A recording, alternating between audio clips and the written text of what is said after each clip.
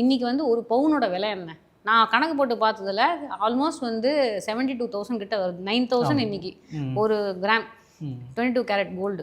நீங்க அத வந்து போட்டு அப்ப செய்கூலி சேதாரத்தோட ஒரு 80,000 அப்படின்னு வச்சுக்கோங்க. அப்போ 300 பவுனுங்கிறது எங்கெங்க இருக்கு?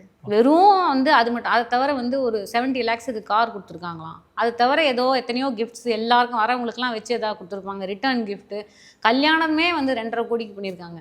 அப்போ இந்த பெண்ணும் அதற்கு வந்து உடன்பட்டு தானே பண்ணியிருக்காங்க. இவங்களே வந்து ஒரு கன்சியூமர், அதாவது இவங்களே வந்து ஒரு நுகர்வோர் அப்படிங்கிற ஒரு இடத்துல தானே இருந்திருக்காங்க. இவங்க ஒரு வணிகமாக தானே அந்த கல்யாணத்துக்குள்ளே போயிருக்காங்க.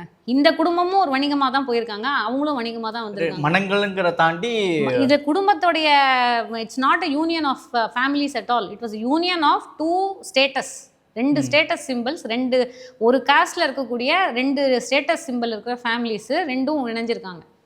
ஃபார் 2 சொத்துக்களையும் சேர்த்து வச்சு நம்ம வந்து அடுத்த தலைமுறையை உருவாக்கலாங்கிறது. இது ஒரு டாக்ஸிக்காக தான் நடந்திருக்கு. இந்த டாக்ஸிக்ல நம்ம போய் வந்து இதுல யாருக்குன்னு நீங்க எம்பத்தைஸ் பண்ணுவீங்க?